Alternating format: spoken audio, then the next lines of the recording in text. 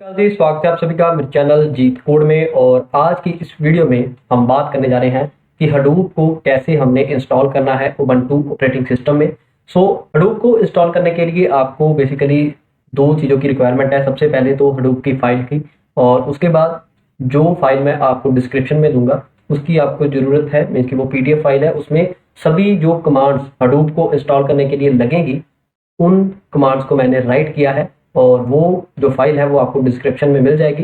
Without time wasting के Hadoop की installation को स्टार्ट करते हैं। और यहाँ पर हमारा जो उबंटू है वो यहाँ पर स्टार्ट हो रहा है। जैसे ही ये स्टार्ट होगा तो हम हडूप की इंस्टॉलेशन को स्टार्ट कर देंगे।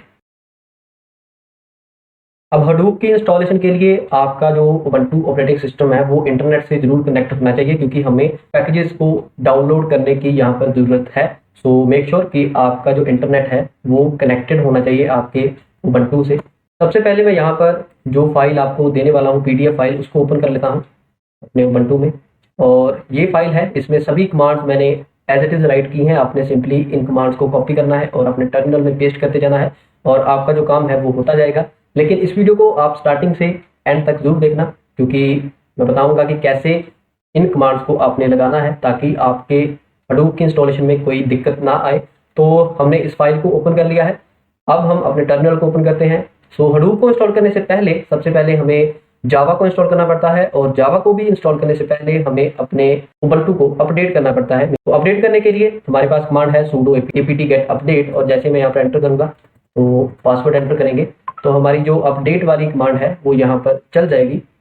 अपडेट वाली कमांड चलने के बाद हमें जावा की JDK को डाउनलोड करना है, और JDK को डाउनलोड करने के लिए हमारे पास जो सेकंड कमांड है उसको हमने कॉपी पेस्ट करना है। और जैसे मैं यहाँ पर एंटर करूंगा तो इसको टर्मिनल को फुल स्क्रीन में कर देता हूँ। तो यहाँ पर हमारे पास हमें बोल रहा है कि नीड टू गेट 266 MB की ये JDK फाइल है, तो क्या आप इसे डाउनलोड करना चाहते हैं या नहीं। हम तो करना चाहते हैं, तो यहाँ पर Y एंटर कर देंगे तो हमारी जो डाउनलोडिंग है वो यहाँ पर स्टार्ट हो जाएगी। और ये इंटरनेट स्पीड के ऊपर डिपेंड करती है कि कितना टाइम लगेगा। इसी फाइल को हमने डाउनलोड करना है। ये जब डाउनलोड होती है तब हम नेक्स्ट स्टेप्स के ऊपर मूव करते हैं।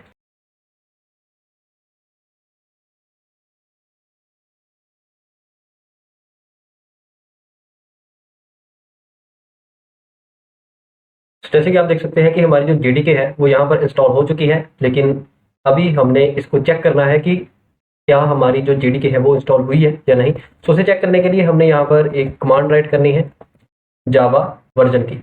यहाँ पर आप देख सकते हैं कि हमारे पास जो जावा का वर्जन है 11.0.16 वो आ चुका है। इसका मतलब ये है कि हमारी जो JDK है वो इंस्टॉल हो चुकी है, और आप कुछ इस कमांड से भी अपनी JDK को चेक कर सकते हैं। हमने यहाँ पर JDK को इंस्टॉल कर लिया है, और उसे हमने चेक भी कर लिया है कि हमारी जो जावा है वो इंस्टॉल हो चुकी है। अब हमने जो सेकंड पॉइंट है उसके ऊपर मूव करना है कि सबसे पहले हमने एक ग्रुप बनाना है, और उस ग्रुप पे हमने इस एक नया यूजर बनाना है। सबसे पहले हम इसे sudo add group hadoop वाली कमांड को कॉपी करते हैं और यहाँ पर इसको पेस्ट कर देते हैं। पासवर्ड एंटर करेंगे तो यहाँ पर एक ग्रुप बन चुका है, और फिर हमने यहाँ पर जो सेकंड कमांड है उसको चला देना है। अब हम यहाँ पर एक नया यूजर बनाना चाहते हैं। यूजर मीन्स की जैसे कि यहाँ पर ये आप साइड में देख सकते हैं कि यहाँ पर राइट किया है जीत। जीत एक यूजर है। हम एक नया यूजर बनाना चाहते हैं। sudo add user in group hadoop group में ऐड कर दीजिए, और यूजर का नेम क्या होगा HD यूजर। आप यहाँ पर HD यूजर की जगह पे अपना कोई भी नाम राइट कर सकते हैं। HD यूजर का मतलब ये है hadoop यूजर। आप HD यूजर की जगह के ऊपर कोई और नेम भी राइट कर सकते हैं। अगर आप नहीं करना चाहते तो एज इट इज ही आप इस कमांड को कॉपी पेस्ट करते। यहाँ पर हमने अब जो HD यूजर बनाया है उसका एक नया पासवर्ड राइट करना है। पासवर्ड यहाँ पर आप राइट कर दें, और फिर से हमने उसी पासवर्ड को राइट करना है, और फुल नेम पे आपने सीधा एंटर कर देना है, कुछ भी राइट नहीं करना। और यहाँ पर आपने एंटर करते जाना है, और यहाँ पर आपने Y एंटर करके एंटर कर देना है। तो आपका एक नया यूजर बन चुका है जिसका नाम की HD यूजर है। अब अगर हम UI के थ्रू देखें कि हमारे इस उबंटू में कितने यूजर हैं, तो उसे देखने के लिए आपने अपने फाइल्स में आना है, और अदर लोकेशन में जाकर आपने यहाँ पर कंप्यूटर्स में जाकर, और यहाँ पर आपको एक होम नाम का फोल्डर मिलेगा। आपने यहाँ पर इसको ओपन करना है। तो आप यहाँ पर देख सकते हैं कि हमारे पास दो फोल्डर्स हैं। मीन्स की एक तो जीत यूजर का होम फोल्डर है, एक है एचडी यूजर का होम फोल्डर। सो जो जीत यूजर के होम फोल्डर में पड़ा है वो जीत यूजर के फोल्डर में ही पड़ा होगा, और जो हम एचडी यूजर में जाकर नई फाइल्स को डाउनलोड करेंगे तो वो जो फाइल्स हैं वो उसी यूजर के होम फोल्डर में पड़ी होंगी। सो ये मैं आपको इसीलिए बता रहा हूं क्योंकि इसकी आगे हमें जरूरत पड़ेगी जब हमने हडूप की फाइल को यूज करना है। सो यहाँ पर आप देख लें कि हमारे पास जैसे ही हम एक नया यूजर बनाते हैं तो उस यूजर के लिए एक नया होम फोल्डर बन जाता है, मीन की एक अलग होम फोल्डर बन जाता है। सो इस कमांड को लगाने के बाद अब हम अपनी नेक्स्ट कमांड को यूज करते हैं। तो यहाँ पर आप देख सकते हैं कि जो हमने ग्रुप बनाया था हडूप, उसमें एचडी यूजर हडूप यूजर जो हमने नया यूजर बनाया है वो आ चुका है। सो ये पॉइंट भी हमने कंप्लीट कर लिया है। अब इसके बाद हमने इंस्टॉल करना है SSH को। सो SSH को इंस्टॉल करने के लिए हम इस sudo apt get install SSH command को कॉपी पेस्ट करेंगे और हमारा जो SSH है वो यहाँ पर इंस्टॉलेशन स्टार्ट हो जाएगी और Y एंटर करके हमारी जो इंस्टॉलेशन है वो यहाँ पर स्टार्ट हो जाएगी। सो इसे हम इंस्टॉल होने देते हैं।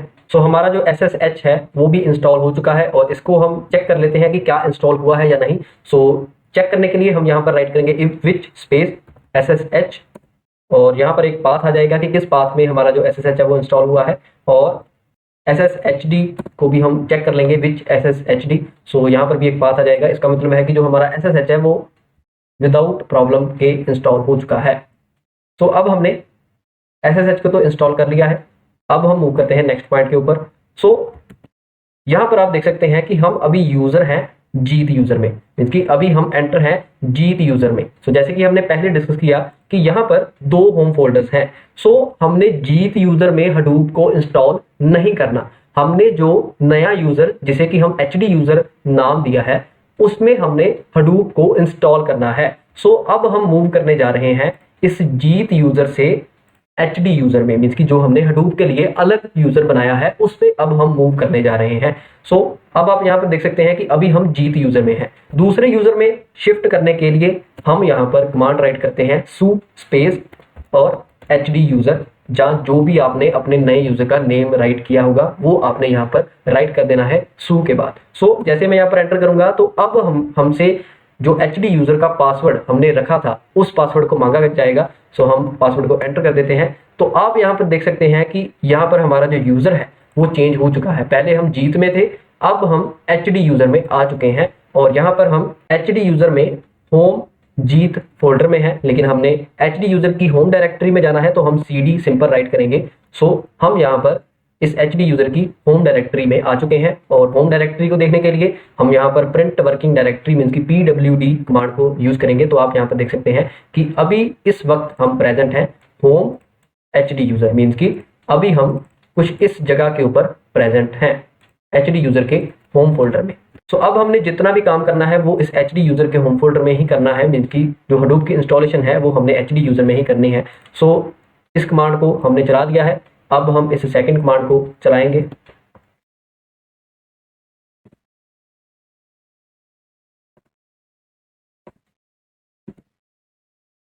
तो आपने सिंपल एंटर करके ही ये जो कमांड है इसको चला देना है, तो आपकी जो आउटपुट है वो कुछ ऐसी आ जाएगी। अब इस कमांड के बाद हमने अपनी थर्ड कमांड को चलाना है, तो उसको कॉपी एंड पेस्ट कर देते हैं।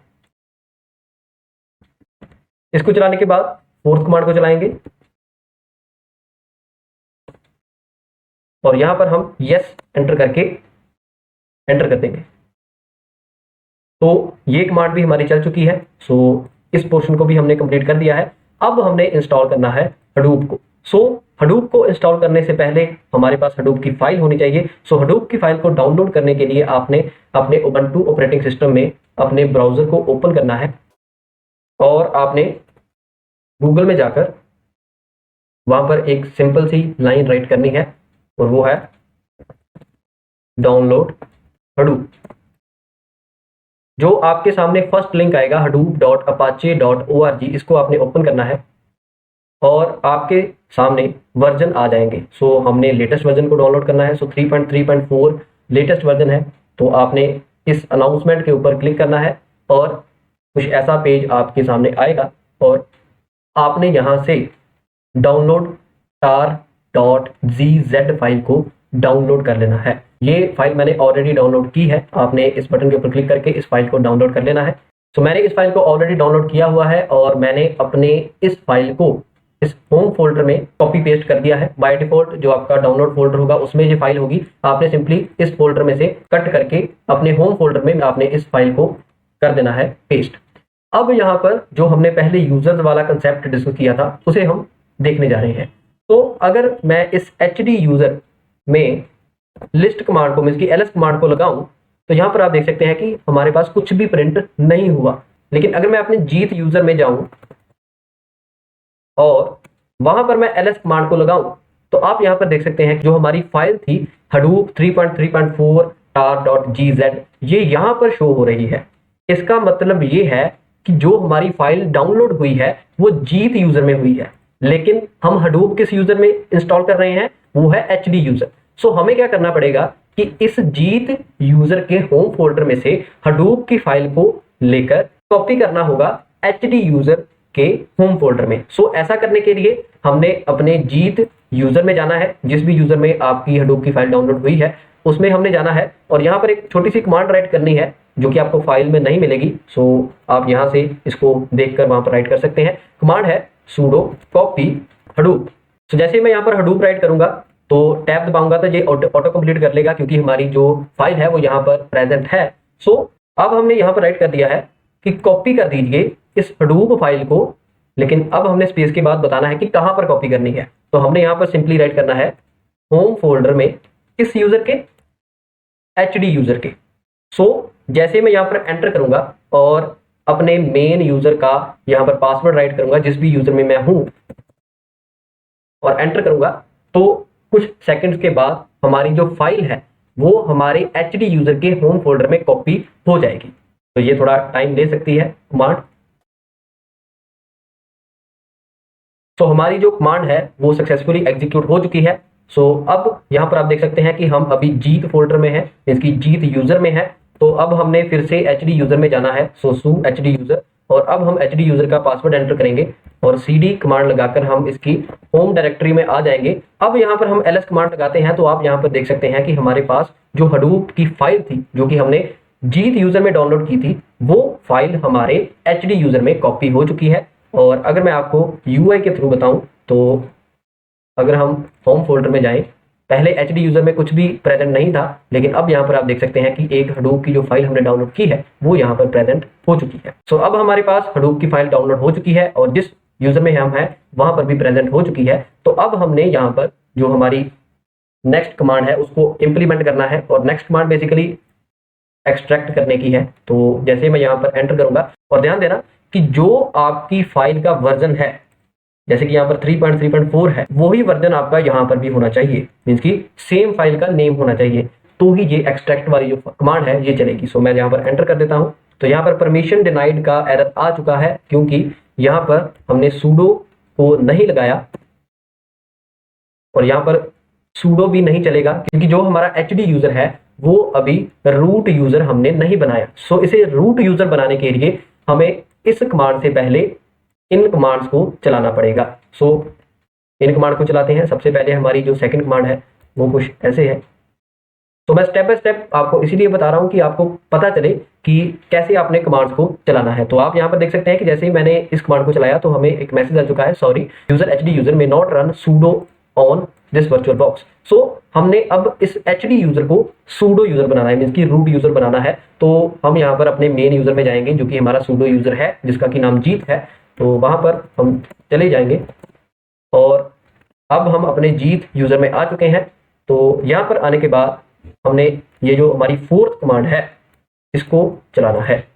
तो sudo add user hd user sudo, means की एचडी यूजर को sudo लिस्ट में डाल दीजिए, मींस की जो हमारा एचडी यूजर है उसे रूट यूजर बना दीजिए। सो हमारे पास जो नेक्स्ट मैसेज है वो आ चुका है कि आपका जो एचडी यूजर है वो sudo बन चुका है। तो ऐसा करने से अब हम फिर से अपने एचडी यूजर में मूव कर जाएंगे। तो यहाँ पर आप देख सकते हैं कि हम जीत यूजर से एचडी यूजर में आ चुके हैं और अब हम यहाँ पर अगर sudo tar xyzf Hadoop command को चलाएं तो HD यूजर के पासवर्ड को लगाएं, एंटर करें, तो हमारी जो एक्सट्रैक्शन का प्रोसेस है वो यहाँ पर चल चुका है। सो ऐसे आपने अपने जो यूजर बनाया है उसको सूडो बनाना है पहले, फिर ही आपके जो आगे कमांड्स हैं वो एग्जीक्यूट होंगी। सो यहाँ पर एक्सट्रैक्शन का जो प्रोसेस है वो यहाँ पर चल रहा है। तो जो हमारी हडूप की फाइल थी वो यहाँ पर एक्सट्रैक्ट हो चुकी है। अगर हम HD यूजर में ls कमांड लगाएं तो यहाँ पर आप देख सकते हैं कि हमारे पास एक फोल्डर क्रिएट हो चुका है, और UI के थ्रू भी आपको बता देता हूँ, UI के थ्रू अच्छे से पता लगता है। तो HD यूजर में आप यहाँ पर देख सकते हैं पहले हमारे पास star.gz फाइल थी, लेकिन अब हमारे पास एक नया फोल्डर बन चुका है। तो यहाँ तक हमने अपनी कमांड्स को लगा दिया है। अब हमने क्या करना है कि इस HD यूजर में ही नेक्स्ट कमांड को चलाना है। एक डायरेक्टरी बनानी है, किस पाथ के ऊपर, यूजर लोकल पाथ में हमने एक हडूप नाम का फोल्डर बना देना है। तो एंटर करूंगा, HD यूजर का पासवर्ड डालूंगा तो हमारा जो फोल्डर है वो यहाँ पर क्रिएट हो जाएगा। तो अब हमने जो अभी हमने जो फाइल एक्सट्रैक्ट की है हडूप की, उसमें मूव करना है। सो हम यहाँ पर चेंज डायरेक्टरी कर देंगे, और हमारे फोल्डर का नेम है हडूप 3.3.4। तो इस फोल्डर में अब हम आ चुके हैं। तो अब हमने नेक्स्ट कमांड को चलाना है। ये कमांड क्या बोल रही है कि इस फोल्डर में जितनी भी फाइल्स हैं वो सभी फाइल्स आप जो हमने अभी फोल्डर बनाया है हडूप नाम का उसमें मूव कर दीजिए। यहाँ पर मैंने MV राइट किया है, मीन्स कि इस हडूप फोल्डर में जितनी भी फाइल्स हैं उसको आप यूजर लोकल हडूप पाथ में मूव कर दीजिए। तो ऐसा करने से हमारी जो फाइल्स हैं वो मूव हो चुकी हैं। सो अगर हम इस फोल्डर में देखेंगे तो इसमें हमें कुछ भी नहीं मिलेगा। सो अब हम इस फोल्डर से बाहर आ जाते हैं और नेक्स्ट कमांड को यहाँ पर हम चला लेते हैं।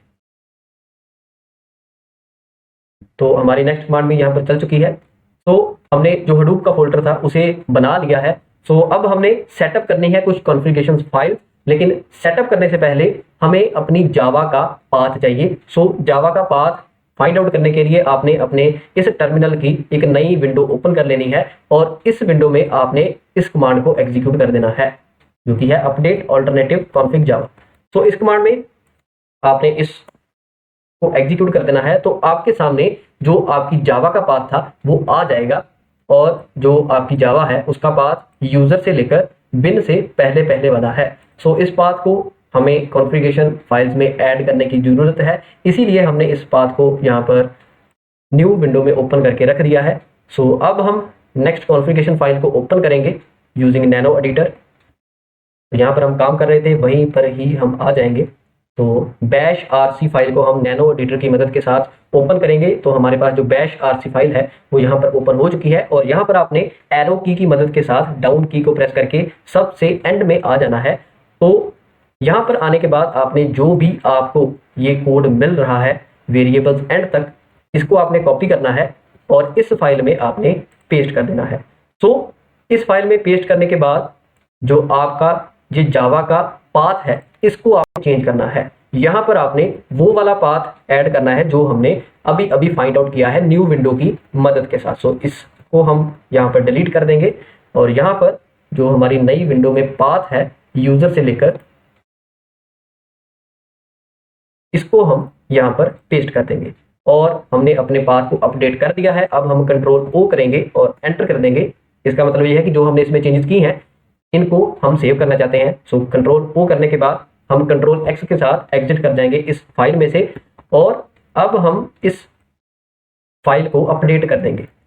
इसकी जो हमने चेंजेस की हैं वो अपडेट भी होनी चाहिए। सो सोर्स बैश RC कमांड के साथ हम इस फाइल को अपडेट कर देंगे। सो इसके बाद हमने जो हमारी फर्स्ट फाइल थी उसको हमने चेंज कर दिया है, और अब हम यहाँ पर अपनी सेकंड फाइल को ओपन करते हैं यूजिंग नैनो एडिटर।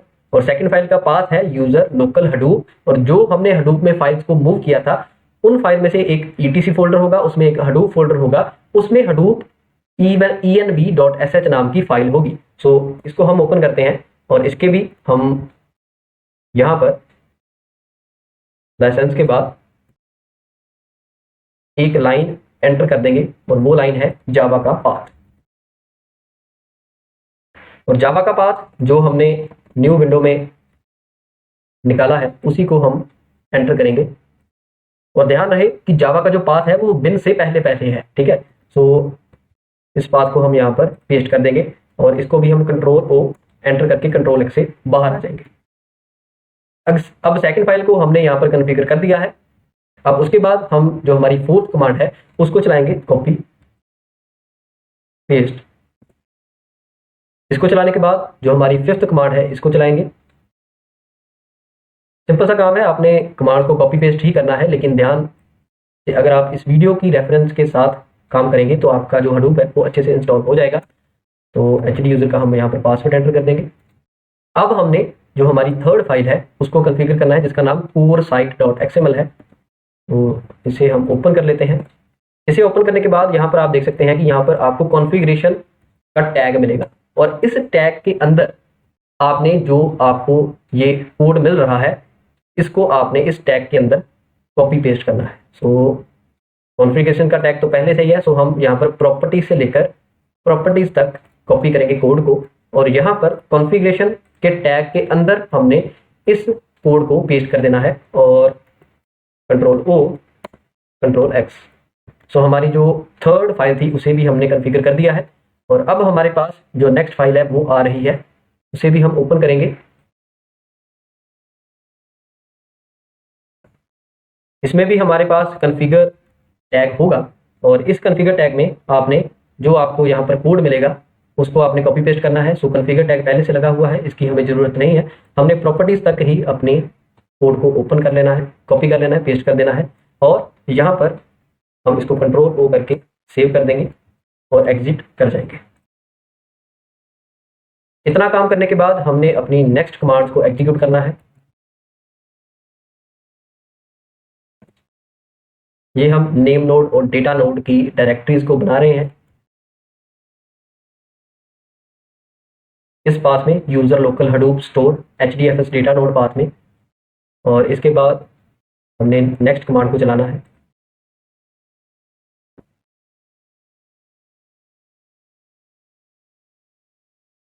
और इसके बाद हमारी जो लास्ट फाइल है उसे हमने कॉन्फ़िगर कर देना है, जिसका नाम है HDFS साइट। ठीक है, सो हमने इस फाइल को अब कॉन्फ़िगर करना है, तो ओपन कर लेंगे। यहाँ पर भी हमारे पास कॉन्फ़िगरेशन टैग आएगा, तो इस टैग के अंदर हमने अपने कोड को राइट कर देना है, प्रॉपर्टीज से लेकर प्रॉपर्टीज तक कॉपी करेंगे और इसको यहाँ पर पेस्ट कर देंगे। अब यहाँ पर जो ब्लॉक साइज है वो मैंने यहाँ पर 1 MB दिया हुआ है। ब्लॉक साइज का मतलब कि जो आपकी फाइल डिवाइड होगी, ठीक है, सो जो आपकी फाइल डिवाइड होगी वो 1 MB के ब्लॉक में डिवाइड होगी। जैसे कि आपकी फाइल है 50 MB की, तो उसके 50 ब्लॉक बनेंगे। ठीक है, सो 1 MB का ब्लॉक है, सो इसे आप 1 MB भी रख सकते हैं, जहाँ आप चाहे तो इसे बढ़ा भी सकते हैं। सो और यहाँ पर मैंने नेम नोड का जो पाथ है वो दिया है, और जो डेटा नोड का पाथ है वो दिया है, और इसको हम यहाँ पर सेव कर देते हैं। Ctrl+O और Ctrl+X से हम बाहर आ जाएंगे। अब हमने जो हमारी लास्ट फाइल थी उसे तो कॉन्फ़िगर कर लिया। अब हमारी जो नेक्स्ट कमांड है हडूप नेम नोड फॉर्मेट की, इसे हम चलाते हैं। तो ये कमांड यहाँ पर चल रही है, इसे हम चलने देते हैं। सो हमारी जो कमांड है फॉर्मेट की वो यहाँ पर एग्जीक्यूट हो चुकी है। अब हम अपने मेन यूजर में जाएंगे, और अब हमने अपने हडूप डिस्ट्रीब्यूटिव फाइल सिस्टम को स्टार्ट करना है। तो मेन यूजर हमारा जीत है। मैं बेसिकली आपको फाइल्स बताने जा रहा हूँ कि किन फाइल्स को यूज करके आप अपने डिस्ट्रीब्यूटिव फाइल सिस्टम को स्टार्ट कर सकते हैं। तो हम इस पाथ में आ चुके हैं यूजर लोकल हडूप एसबिन में, और यहाँ पर हम ls करेंगे। तो आप यहाँ पर देख सकते हैं कि यहाँ पर start all, start balancer, start DFS command, ठीक है, स्टार्ट dfs.sh, ये सभी फाइल्स पड़ी हुई हैं, और इन फाइल्स को यूज करके आप अपने डिस्ट्रीब्यूटिव फाइल सिस्टम को स्टार्ट और स्टॉप कर सकते हैं। सो अब हमने क्या करना है कि फिर से इस पाथ से बाहर जाना है, और जीत यूजर से हमने जाना है अपने HD यूजर में, क्योंकि हमारा जो हडूप है वो वहां पर इंस्टॉल है। सो HD यूजर का पासवर्ड यहाँ पर राइट करेंगे। तो अब हम यहाँ पर अपने डिस्ट्रीब्यूटिव फाइल सिस्टम को स्टार्ट करने जा रहे हैं। सो उसे स्टार्ट करने के लिए जैसे कि यहाँ पर आप देख सकते हैं, ये हमारे पास एक फाइल है start dfs.sh। सो यहाँ पर हमने राइट करना है start -dfs distributive file system.sh, और एंटर करूंगा तो ये कमांड आपके डिस्ट्रीब्यूटिव फाइल सिस्टम को एग्जीक्यूट कर देगी, मींस की स्टार्ट कर देगी। तो आप आउटपुट में देख सकते हैं कि आपकी सबसे पहले नेम नोड जो कि आपकी मेटा डेटा को स्टोर करती है वो स्टार्ट होगी, फिर आपकी डेटा नोड्स स्टार्ट होंगी, इसके बाद आपकी जो सेकेंडरी नेम नोड है वो स्टार्ट होगी, और एट द एंड आपका जो डिस्ट्रीब्यूटिव फाइल सिस्टम है वो आपका स्टार्ट हो चुका है। अब इसके बाद हम यान को भी स्टार्ट कर देते हैं। सो स्टार्ट यान डॉट sh, ये भी देख लेते हैं कि ये स्टार्ट हो रहा है या नहीं। सो यहाँ पर रिसोर्स मैनेजर जो है वो स्टार्ट हो चुका है, नोड मैनेजर भी स्टार्ट हो चुका है। तो अब हमारे पास जो नेक्स्ट कमांड आती है वो है कि अगर हमने चेक करना है कि कौन कौन से हमारी जो नेम नोड है वो चल रही है या नहीं चल रही, जहाँ कौन कौन से हमारे जो रिसोर्स मैनेजर है वो चल रहे हैं या नहीं चल रहे, तो स्टेटस चेक करने के लिए बेसिकली हम JPS कमांड को चलाते हैं। सो JPS अगर हम यहाँ पर एंटर करेंगे तो यहाँ पर हमें दिखा देगा कि आपकी डेटा नोड चल रही है, सेकेंडरी नेम नोड चल रही है, रिसोर्स मैनेजर चल रहा है, नेम नोड चल रहा है, नोड मैनेजर चल रहा है और JPS चल रहा है। अब इसके बाद हमने इस जान को सबसे पहले हमने स्टॉप कर देना है, क्योंकि हमारे जो यान और डिस्ट्रीब्यूटिव फाइल सिस्टम है वो बहुत ही अच्छे तरीके से एग्जीक्यूट हो रहे हैं, हमने चेक ही करना था। सो अगर आपने यान और डिस्ट्रीब्यूटिव फाइल सिस्टम को स्टार्ट किया है तो आपने उनको स्टॉप भी करना है, स्टॉप करना मस्ट है, नहीं तो वो चलते रहेंगे। सो यान हमारा स्टॉप हो चुका है, डिस्ट्रीब्यूटिव फाइल सिस्टम को भी अब हम स्टॉप कर देते हैं। स्टॉप करने के लिए सिंपल सी कमांड है, आपने पहले स्टार्ट करने के लिए स्टार्ट -यान लगाया था, इसके लिए आपने स्टॉप -यान लगा देना है, स्टॉप -dfs लगा देना है, तो आपके जो डिस्ट्रीब्यूटिव फाइल सिस्टम और यान है वो स्टॉप हो जाएंगे। और अगर अब हम यहाँ पर JPS कमांड चलाएं तो आप यहाँ पर देख सकते हैं कि हमारी जो नेम नोड्स और रिसोर्स मैनेजर्स वगैरह थे वो सारे स्टॉप हो चुके हैं। अब हमने यहाँ पर क्या करना है कि अपने ट्रैश फोल्डर को सेटअप करना है, मीन्स कि अगर हम किसी भी फाइल को डिलीट करें तो वो ट्रैश फोल्डर में चली जाए। तो ऐसा करने के लिए हमने यहाँ पर सबसे पहले अपने इस वेब UI को कन्फिगर करना है। सो वेब UI को कन्फिगर करने के लिए हम अपने ब्राउजर को ओपन करेंगे। वेब UI बेसिकली क्या है, जिसमें कि आपके डिस्ट्रीब्यूटिव फाइल सिस्टम का स्टेटस वगैरह पता चलता है आपको, ठीक है। सो वेब UI को कॉन्फ़िगर करने के लिए एक लिंक है और इस लिंक को आपने कॉपी करना है और अपने URL टैब में पेस्ट कर देना है। जैसे मैं यहाँ पर एंटर करूंगा तो अभी ये बताएगा अनेबल टू कनेक्ट, क्योंकि अभी हमारे जो डिस्ट्रीब्यूटिव फाइल सिस्टम है वो बंद कर दिए हैं हमने। सो इसको हम स्टार्ट कर देते हैं, स्टार्ट dfs.sh। तो हमारी नेम नोड स्टार्ट हो चुकी है, हमारी डेटा नोड स्टार्ट हो चुकी है, हमारी सेकेंडरी नेम नोड भी स्टार्ट हो जाएगी, सेकेंडरी नेम नोड भी हमारी स्टार्ट हो चुकी है। सो ये जो वेब UI है ये बेसिकली आपका डैशबोर्ड की तरह है कि आपको आपके डिस्ट्रीब्यूटिव फाइल सिस्टम के बारे में सब कुछ यहाँ पर पता चलेगा इस वेब UI में। सो अब हमने अपने इस डिस्ट्रीब्यूटिव फाइल सिस्टम को स्टार्ट कर दिया है टर्मिनल में, और अगर मैं यहाँ पर इसको रिफ्रेश करूँ तो आप यहाँ पर देख सकते हैं कि हमारा जो वेब UI है वो यहाँ पर आ चुका है, ओपन हो चुका है और यहाँ पर एक्टिव मोड आ रहा है, मीन्स कि हमारा जो डिस्ट्रीब्यूटिव फाइल सिस्टम है वो एक्टिव मोड में है।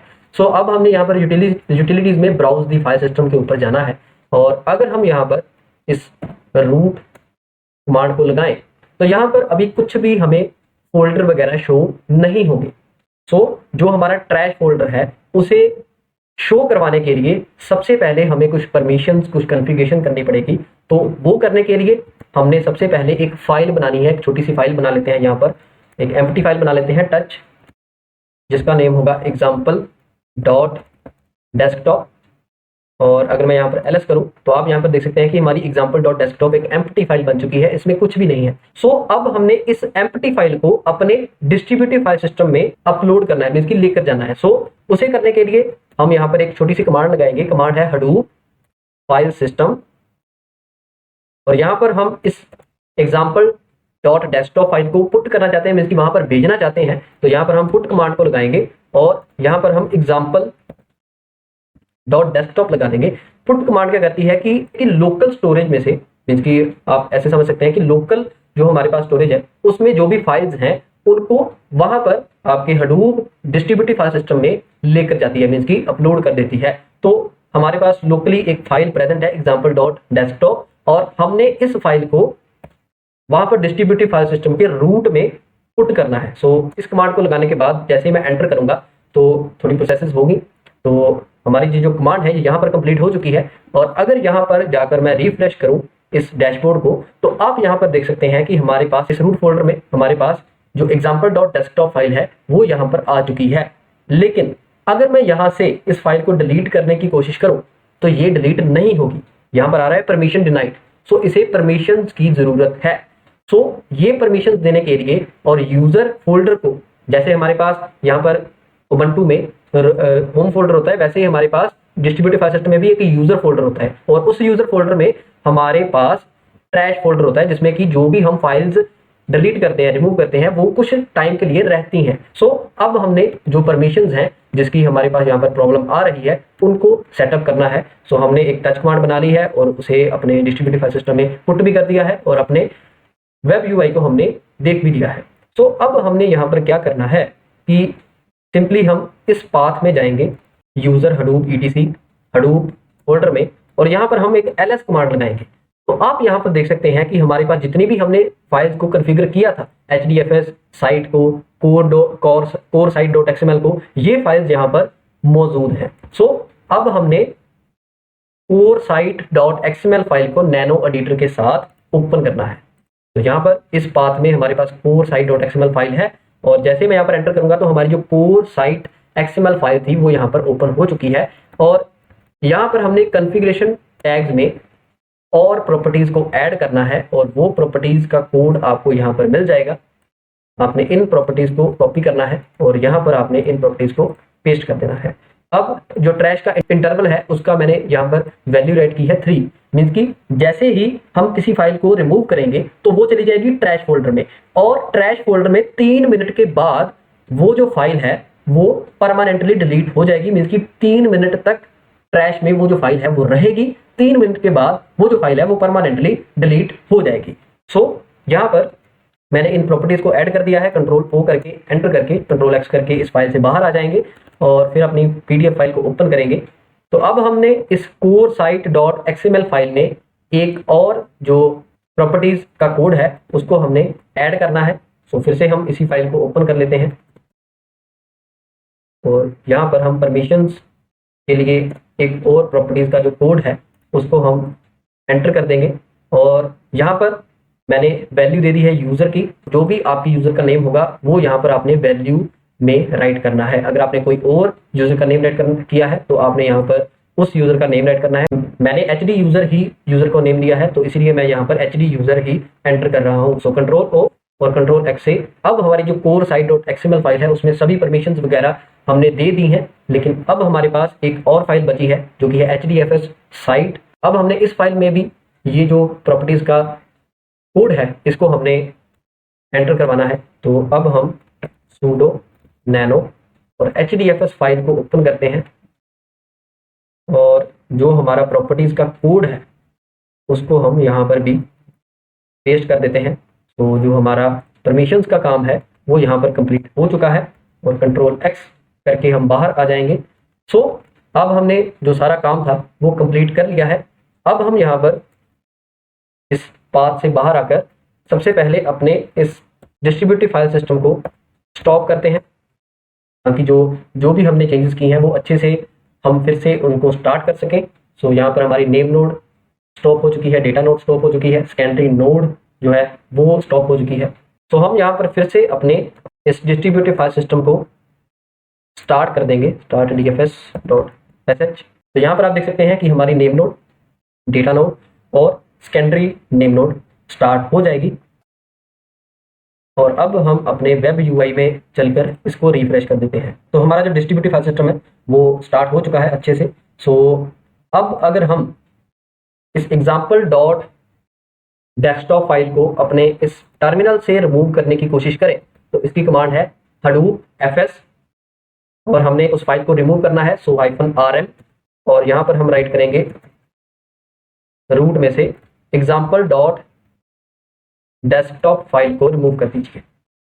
जैसे ही मैं इस कमांड को चलाऊंगा तो हमारे पास यहाँ पर एक मैसेज आ जाएगा कि जो आपकी फाइल थी example.desktop वो मूव हो चुकी है ट्रैश में, और ट्रैश का जो आपका पाथ है वो है यूजर HD यूजर, और उस पाथ में आपका जो ट्रैश फोल्डर है वो प्रेजेंट है।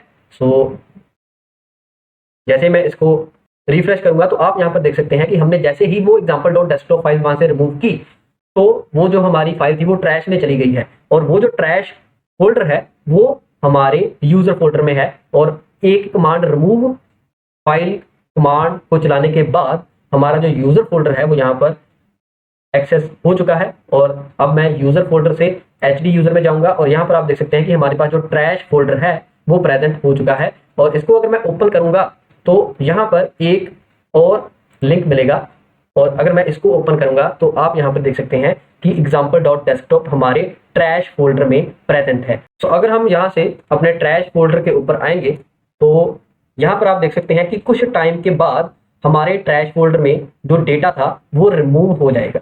सो हमने जितना टाइम इस कोर site.xml में वैल्यू में दिया था उतने टाइम के बाद हमारी जो ट्रैश फोल्डर में फाइल थी वो परमानेंटली डिलीट हो चुकी है और हमारा जो हडूप है वो सक्सेसफुली यहाँ पर इंस्टॉल हो चुका है। सो अगर हम यहाँ पर अपने रूट फोल्डर में जाएं तो हमारा जो यूजर फोल्डर है वो यहाँ पर शो हो चुका है और अब आप अपने हडूप के ऊपर बिना किसी दिक्कत के काम कर सकते हैं। सो अगर हम अपने हडूप फाइल सिस्टम को लिस्ट करें इस टर्मिनल में तो हमारे पास यहाँ पर एक यूजर फोल्डर आ जाएगा जो कि आप देख सकते हैं अपनी स्क्रीन के ऊपर। सो ये थी आज की वीडियो कि कैसे हमने उबंटू ऑपरेटिंग सिस्टम में हडूप को इंस्टॉल करना है सिंगल नोड क्लस्टर को। सो अगर ये वीडियो आपको हेल्पफुल लगी हो तो इस वीडियो को लाइक जरूर करना। अगर कोई क्वेश्चन या सजेशन हो तो नीचे कमेंट बॉक्स में जरूर बताना और अपने फ्रेंड्स के साथ इस वीडियो को शेयर जरूर कर देना जो भी हडूप को इंस्टॉल करना चाहते हैं या जिनको भी दिक्कत आ रही है इंस्टॉलेशन में। सो इस तरह की और वीडियो देखने के लिए आप मेरे चैनल को सब्सक्राइब जरूर कर देना। और अगर आप जावा प्रोग्रामिंग लैंग्वेज को सीखना चाहते हैं तो आप मेरे चैनल की प्लेलिस्ट सेक्शन में